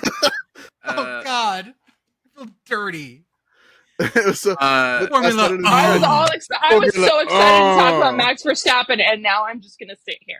Formula. Formula I'd like to take a Oh, moment na, to na, remind na. all of you that my dad No, listens no. to this podcast. Formula Master P. Formula. Na na na na. jokes Before you jokes on jump in the game, let's get one thing understood. If you're rooting for Red Bull, you better make sure your car is good. I had a bit prepared for the start of the segment, and I think I'm just going to punt it because I Master was P. not expecting Master P to Master show up. P. on that. Formula One. Formula. Usually I'm the one making a Master P reference, and nobody gets it. Master P. You're in the right place. We Bridget. make crack like this with Carlos I'm totally Sainz. in my spiritual home. Jesus Christ. Okay, tell us about this thing. I can pivot if you want. Bridget's here. I can talk about my K-pop wall. Oh God. Oh my god! Wait. What? Oldest group You're you gonna have have to on the wall, pan let's go. through the K-pop wall slower, Joey. I'm not sure, actually. It's not actually mine. It's my partner's. There you go. But- Okay. Is Uh, George Russell like selling George rocks Russell's out of his K-pop big boy body now. bands? Somewhere there is a market for K-pop for Formula One drivers as K-pop bands, and that's not my market. at Oh, all. you'd be Jordan. surprised at the amount of like yeah. K-popified like chibi merch. That I you can have find the on Etsy. I have the opposite because my partner mean, showed me there is edits Yuki. of the Stray Kids K-pop group in Formula One race suits. There you go. So, Oh yeah. so yeah, the to answer Jordan's earlier question, is Max Verstappen going to win every race this year? Almost certainly, but it should still be fun to watch if you're like me and the sickos on Too Fast, Too Sickos, and you enjoy watching the midfields. I'm running this a little bit differently than Bridget's Iditarod, because I'm kind of working. I wrote this on the basis that people sort of know what Formula One is already. Yeah. But if you don't, it's a touring circuit of open wheel race cars, which is exactly what it sounds like. You have usually around 53 laps, sometimes a little bit more, sometimes a little bit less. And there's 10 teams. You have three compounds of dry tires, soft, medium, hard. You have to use 2 of them every dry race. There's also inters and wets. It is so smart that they stopped doing fuel in Formula One, because they used to do fuel pit stops too, but shit used to keep catching on fire. Yes. They stopped doing fuel pit stops for that exact reason, because things kept getting caught on fire. But if you've seen the last couple years of Formula One, things still get caught on fire sometimes. They gotta bring back mid-race refueling. Oh God, it was so dicey. It was always so dicey, and things would just explode into fireballs. Every other series in the world has figured it out. I don't entirely know why it's so much more dangerous in Formula One than in NASCAR. It is, though. Like, maybe it's to do with the fuel combinations. I'm not a mechanic. F1 cars are like over-engineered, like every German car, but worse. And so I assume that's part of the problem. Well, the problem with the German cars is the Mercedes isn't that good anymore. Well, the other thing with F1 cars is like they're all like everything on the car is engineered by the teams, right? So like if you watch NASCAR or I mean IndyCar is even more so, there are a lot of things where the series has kind of come together and said like, look, we're going to design this part this way for safety reasons. Mm-hmm. And that standardization is important for safety there because it means that you can design it for safety instead of performance. Mm-hmm. And in F1, the tradition is that basically like everything is designed for performance until someone has to come in and tell you to stop doing your shit. Right. There's so, definitely been... Right, or you bring in the Halo and you have a bunch of people saying, well, it's going to ruin the cars and it's going to do this. It's like, do you want your drivers to live? And for a long time, the answer was no. Yeah, for a long time, they were super okay with just losing a driver every season. Drivers were very expendable. Well, I mean, you gotta think about it, right? Like, there's the weight of the car, and you know, you want to win, right? Winning's the important thing, and you know, that gets priority over some other things. That extra couple kilograms that Halo wears, I don't know if I'm gonna throw that in there. Yeah, to bring people in from NASCAR, the 80s in NASCAR was basically, imagine a bunch of European Smoky Unics. That's what all Formula One was. Or Smoky Unic. I said it, that's so wrong. Smoky Unic was the guy's name. Sure. Anyways, so the thing that they do nowadays is they, to save performance, instead of cutting safety, they'll cut aesthetics. So you'll see a lot of black cars now because that's just the color of the raw carbon fiber. So Ferrari and Aston Martin are like the only ones that are committed to making their car always red or always green. But you'll see like the Red Bull will have a lot of black, or that they just like shave off the paint basically to make the car lighter. And underneath people are is black. Upset that there's not enough pink. Now it's just mostly black. Yeah, so Alpine had, and this is probably why you heard that, Alpine had teased the pink car this year, but it ended up being blue and black. Ooh.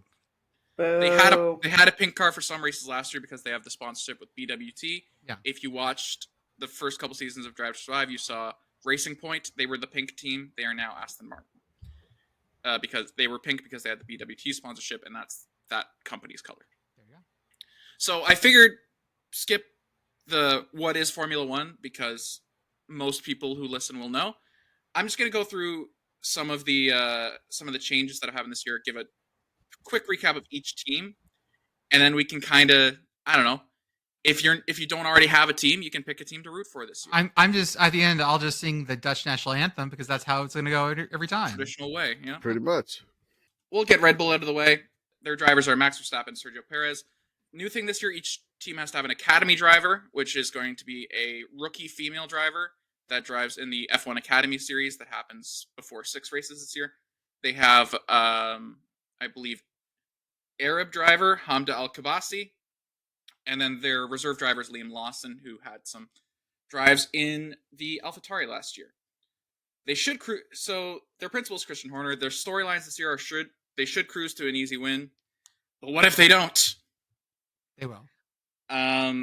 Sergio's also driving for his job. If this ends up being Sergio Perez versus Max Verstappen, if Sergio is not keeping up with Max Verstappen, he's probably out of a job. I mean, it's the same car. You might as well, like, if the car is good enough to get Max around that fast, Sergio should at least be coming in within like 2 or 3. I feel. Yeah, that is so. And then I have a one-line sickos potential for each team. What you want to root for this team to happen if you're rooting for pure sickos, and that is if things don't go perfectly as planned, there will be a total meltdown. They are famously impatient over there. I will not be surprised if they are somehow, like through through bad luck or just someone else nailing the regulations this year, if they are second in the driver standings come a third of the way through the season, everyone but Max is fired. Almost certainly. I know there's some issues ongoing with their team principal, Mr. Horner. Yeah, I skipped over his name. I'm not gonna talk about that. There's some issues there. There's some allegations. We're gonna leave that there. I'm almost anticipating, like, if Red Bull does not win one of the first 3 races, there's gonna be some heads gone immediately. Yeah, to put it in a sort of cynical way, they would love a handy excuse to get rid of him. Honestly, I don't anticipate that happening. Correct. Because these cars are just ridiculous, and their partnership with Honda is phenomenal. It's not Honda anymore, I should say. Oh, they switched. It's still the same engine, but Okay. They bought it out from Honda. It is going to be badged as a Ford. Oh, it's not a Ford engine, but it's going to have the Ford logo on it. And they're making it in-house. Okay, it's a weird situation there where Honda like got cold feet and was going to pull out of Formula One, and then they changed their mind, and so they stopped officially being Red Bull's engine supplier, but they still now are like doing a lot of stuff with Red Bull for now, while they wait for the new engines to come along, when they'll move to another team. But yeah, it's just kind of funny that like they had this setup where they were supplying the winning team. That's and kind of more sickos now. Just for like corporate stuff. There's Ford involved now. So there's Ford involved, and then like Honda like backed away a little bit, even though it's still kind of the same engine. And this was after this was after Max had won his first championship, and then Honda's like, we're out. So when you look at the end of the team name, it's RBPT, which is Red Bull Powertrain, which is their engine supplier. So like the end of every like team is basically like Renault, like Mercedes or whatever. Okay. Yeah, I mean, there's a long history in F1 of like you can sell a sponsorship on your engine even if that's not like the actual company making the engine. Like Red Bull at one point had their engines officially badged as being made by a watch company. Correct. Of course, their engines were not actually made by a watch company. They were made by a car company. It was just like they just sold the naming rights to their engine to a watch company. I feel like it's funny because like Red Bull, like one of their biggest sponsors is Oracle. And so I feel like that would be like a more natural sponsor to sell, like to say like, oh yeah, like our cars are now powered by Oracle. But because like, I feel like that's something that could power other things versus like Red Bull powertrains is like just a mouthful. But since it's a temporary situation, like they're going to end up as being called Ford engines soon, they probably didn't bother with it. Yeah, the watch company thing was when Red Bull had a fight with Renault while still buying Renault engines. And we're like, we don't want to say we have Renault engines anymore. We don't want to give them free sponsorship. So we're going to say these engines are made by the watch company. But Arthur brings up the point. These teams have, I'm just calling them by their, like, what fans call them. But these teams' official names are pretty long. And they have to, if you don't make your own engine, you have to put the name of the engine provider at the end of the name. So, for example, Aston Martin is Aston Martin Mercedes, technically. Well, with a Ramco in there, but yes. Yes. Well, Aston Martin's name is a lot longer, yes. So, moving on from Red Bull, Ferrari. This is where the storylines start kicking a little bit. Their drivers are Charles Leclerc and Carlos Sainz for now. As my 6-year-old says, Carlos Sainz. Carlos Sainz. Carlos Sainz. They blinded him with science. For him. And their third driver is Antonio Giovinazzi, and their academy driver is Maya Weg. I think that's how you pronounce that. She's Dutch. Their principal is Fred Vasseur, who Ferrari fans hate because he can't speak Italian. He's French. So Ferrari has a principal that doesn't speak Italian? It was a big controversy. Holy crap. It was a whole thing last year. Holy crap. My comparison to any hockey fans out there is, remember that time the Habs first hired an English coach? That times 100. Jesus. That's kind of like, Oh man. So, So many angry finger pinches. So much I of mean, this. like the French, like I don't know what their hand gesture is, like compared to the. Okay, it's just the middle finger, and then the the Italian hand gesture. so the big storyline with Ferrari, if you haven't heard, in 2025, they're announcing this a full year early. Lewis Hamilton is going to sign with Ferrari day one of free agency. Which is insane. So Lewis Hamilton's going from Mercedes to Ferrari, and this is essentially leaving Carlos Sainz out of seat. Correct. So Sainz is sort of competing this year, less for his team and more to find a new job in 2025. So this, like, Carlos is just basically the entire year that Carlos has is his LinkedIn profile. Correct. And that's going to be a big thing, especially with. And the fact is, Ferrari last year, you didn't see as many Ferrari jokes on the timeline because they were actually a lot more stable last year. They were a pretty consistent third or fourth or second place team, depending on the week. Fred Vasseur was a lot less prone to hilarious errors than his predecessor, Mattia Binotto, was. But I miss Charles taking dismay on the Too Fast from Sicko. Charles is the best. Charles strategy master. It was always okay.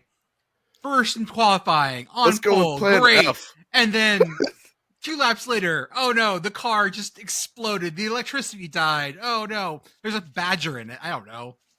So for the Sicko's potential for this team, there's 2 options we have. One is last year was a fluke, and we get a return to the Ferrari we know and love, where they start running on plan X by lap 3. Or they end up being really good this year, but Sainz outperforms Leclerc, which is possible. I think they're pretty close in talent. I kind of think they both are. So if Sainz, because they've already announced, like they haven't said Lewis Hamilton's coming, we don't know who's staying. It's Charles staying. Well, I mean, Charles signed an extension, right? Yeah. Yeah, he's through like 2020. I thought I saw 2031, but it may not be something like that. I think max is 2031. But yeah. So that is going to be a big thing. If Sainz outperforms Leclerc this year, that's going to raise a lot of questions at Ferrari. Did they make the right decision and why? And announcing it so early. And then following that, Mercedes, Lewis Hamilton, George Russell. Their reserve is Mick Schumacher, and their academy driver is Dorian Pin. You made a face, Mick Schumacher, the former Haas driver, and yes, the son of Michael Schumacher. Yeah. Their principal is still Toto Wolff. Sorry, Mick totally left Haas to be the backup driver in Mercedes, which essentially he's going to replace Lewis, most likely. So probably not is the thing, because Mercedes actually has a pretty deep farm system in Formula 2 and 3 that they'd rather keep racing in Formula 2 and 3 than sit on the sidelines this year as the reserve. Point of order, as someone who watches motorsports but mostly not F1, this Haas is the same Haas that runs in every other motorsport, yes? Yes, correct. Well, no. So there's it's Gene Haas. This is Gene Haas. Yeah, there's a different Haas who's no longer around. If you remember the old IndyCar team, Newman Haas, that's a different Haas. But this Haas is the same Haas as the Stewart Haas team that got massively fined today in NASCAR for having parts that were bad. Again, do crimes. They're constantly getting fined.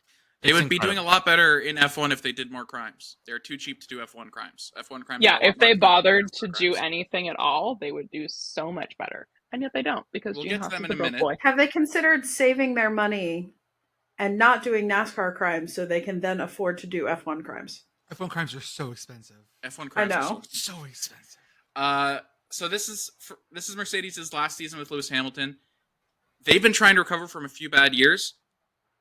This is probably the last year before a total rebuild, unless they can pull something magical out of their hat this year.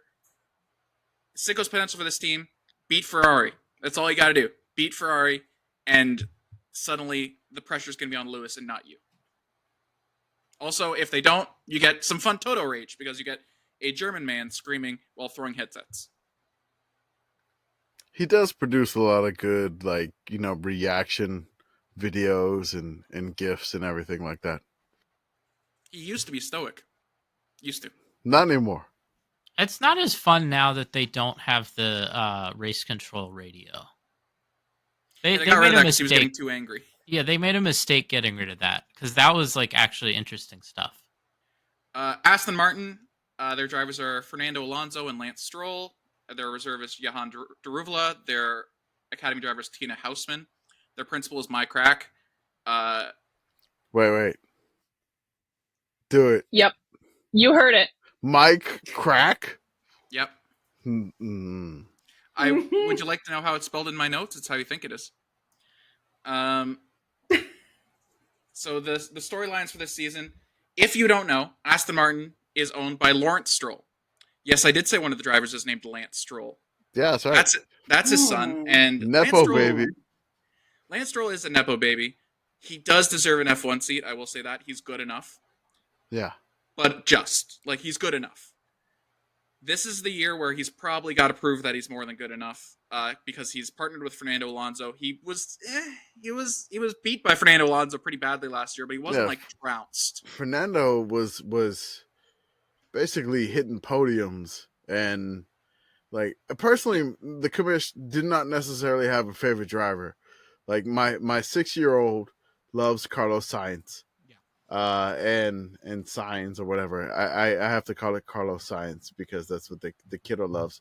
But my old ass self basically representing Fernando Alonso because he's essentially my age driving an F1 car and just doing some things last year in that Aston Martin.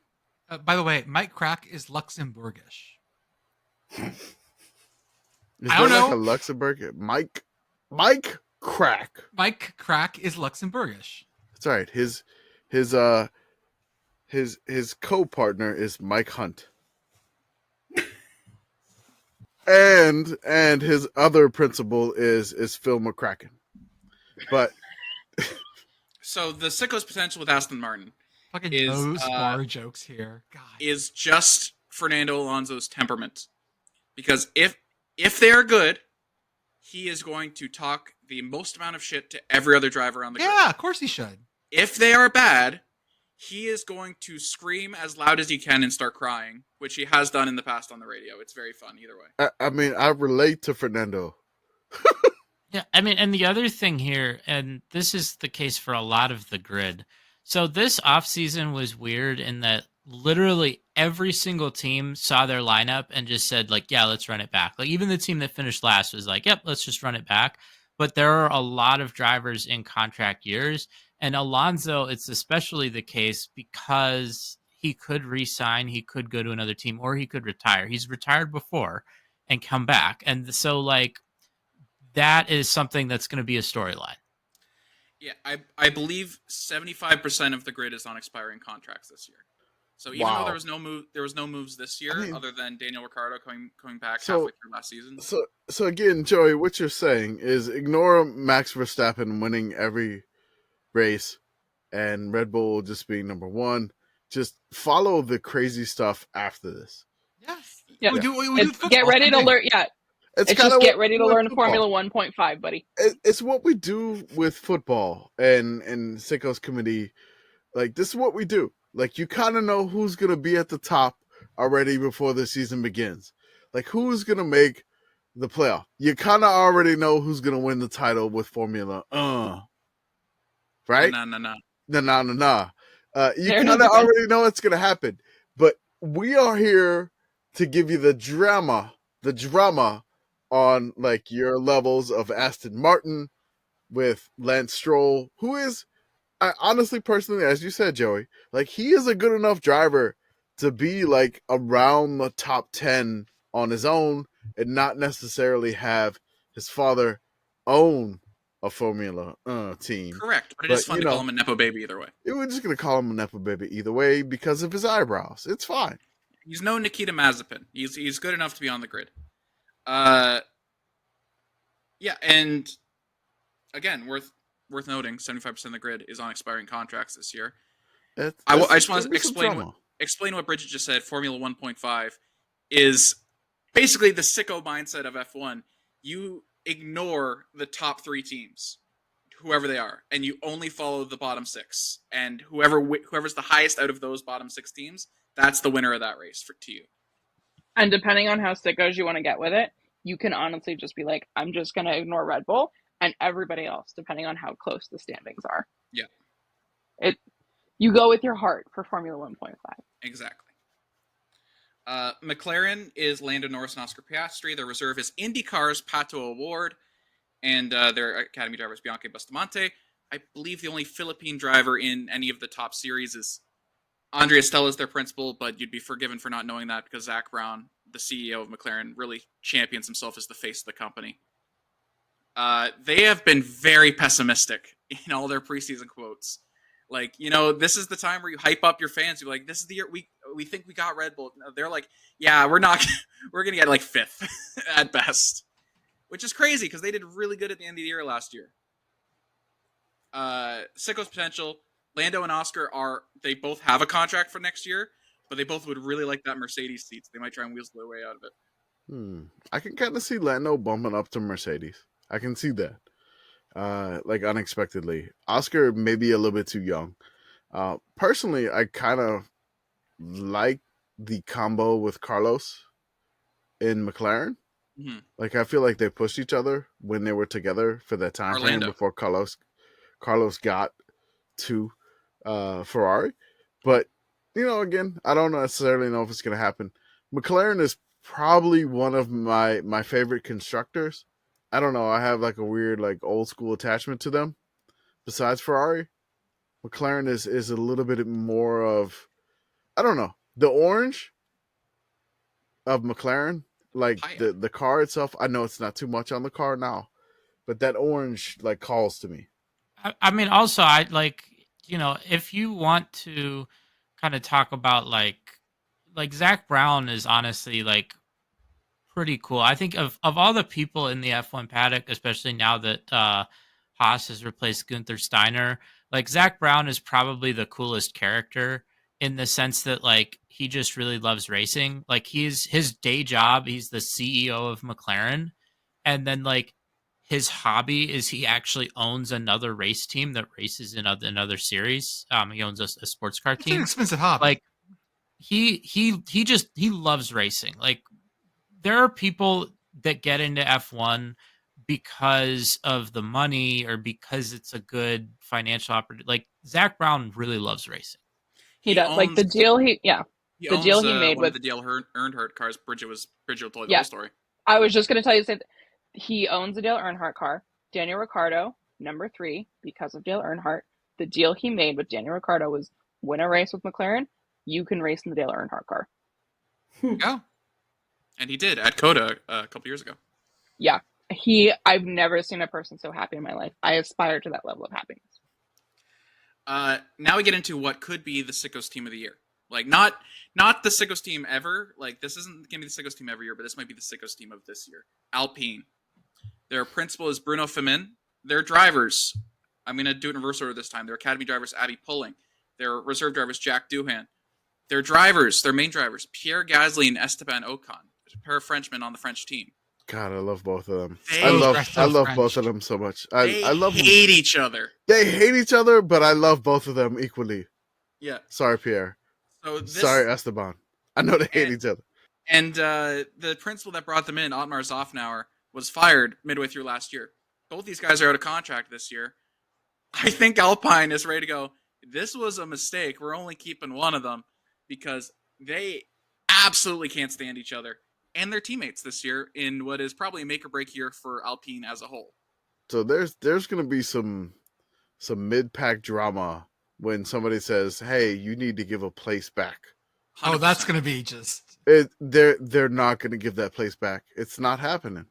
One of the craziest crashes last year was between the two Alpines hitting each other. I remember this. I remember this. Oh, it was so bad. Another Sickos Team of the Year candidate. I'm going to say the full name once, and I'm never going to say it again. Stake F1 Team Kick Sauber. We're just going to call them Sauber. This is Alfa Romeo from last year. This will be Audi in 2026. They're in between car sponsors, so they are just cramming all their sponsors in right now. It's Sauber. They're a Swiss team. They've been a solid midfield team since I think 1998. They've been at different points BMW, Alfa Romeo, a whole bunch of other different names. Their drivers are Valtteri Bottas, Oh, the love you, mullet man Terry. himself, and Zhou Guanyu, who Katie Shook would like me to remind you has now started an Instagram for his cat. Also, Excellent. it's, There it's was- Ooh, Val- joining Alex Albon with the pets account. That's right. The reserve Val- drivers Teo Porcher and their academy drivers Kerry Schreier. That's right. It's Valtteri Barass. Yes. Sicko's potential, this team doing anything notable this year.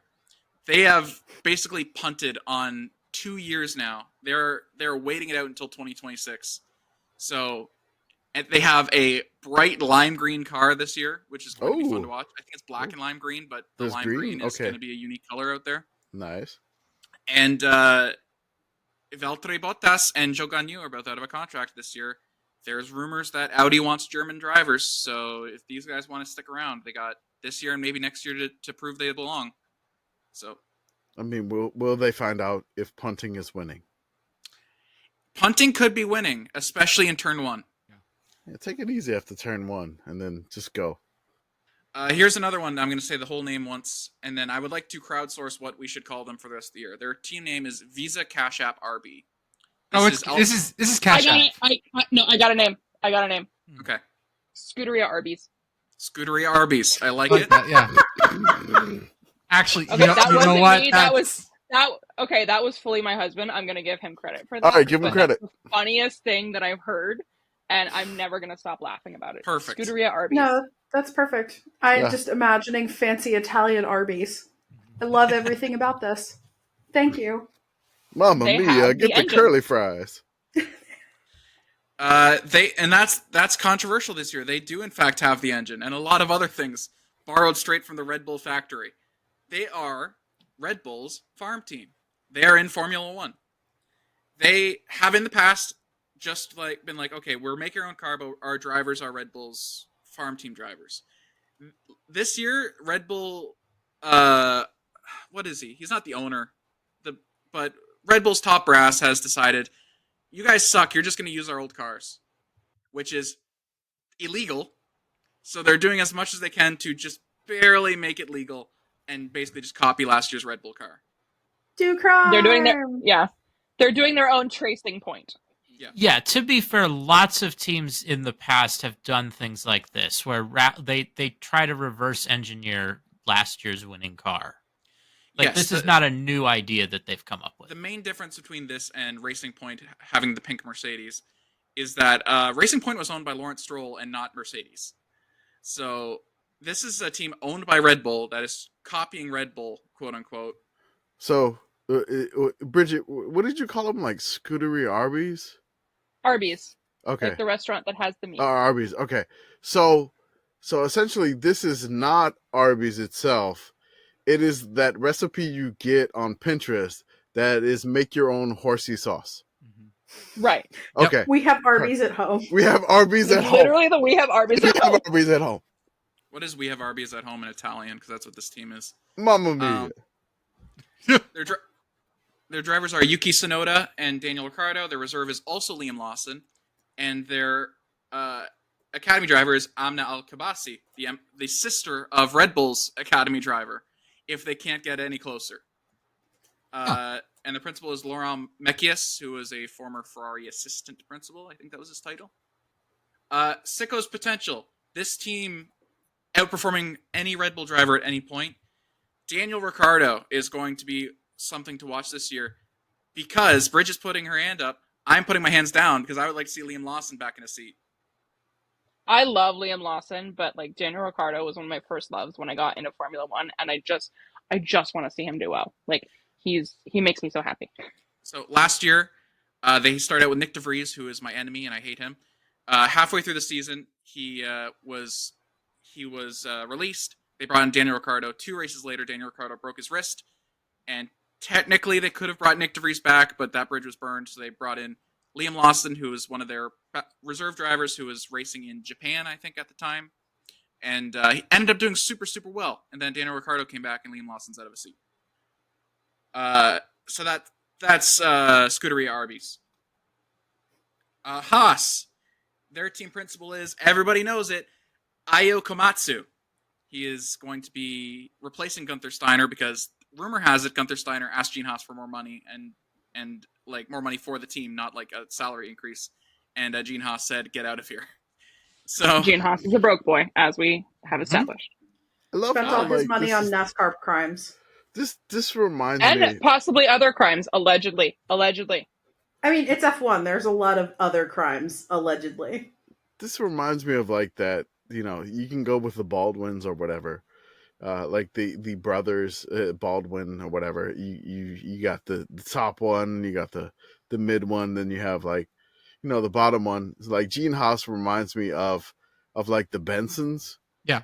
Where it's like Tom Benson, he owns a bunch of car dealerships. He owns the Saints, and then there's his brother Benson that is trying to get a CFL team in San Antonio.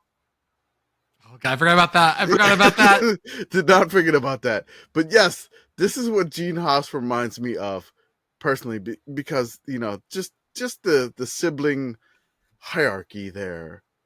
Like you're at the Haas aspect, but like the main Haas is NASCAR, all that, but you're like in a different league, in a different country, but trying to do the same thing. Essentially, I would say. Haas is technically the American team if you want to root for a flag. This is your team. Yeah. And the NASCAR Haas team is also bad now. So Correct. things are going great there. The other team you might want to root for as an American is Williams. Alex Albon and Logan Sargent are their main drivers. They don't have a third driver. They need one at some point because the rule says you have to put your third driver in for practice. What they've done in the past is they've rented that to Mercedes. They're available. Yeah. I Hey. will remind everyone listening that the Sickos Committee is available for probably less than you're paying whoever else. Yeah, but none of us have the super license. I can get one. My Yeah. license is pretty super. No, you cannot Get a get super license. As an American, it's so hard to get super license points. Like, just look at what happened with Colton Herta. Yeah, Yeah, you Courtney would need a Herta couldn't get big super check. It was a You mean to whole tell me I thing. can't get super license points just driving on I-35 in the same day? You can't get super license points, at least enough super license points, by driving NASCAR Cup Series. Well, I mean, Like, you okay. get 10 for winning it, and you need 100.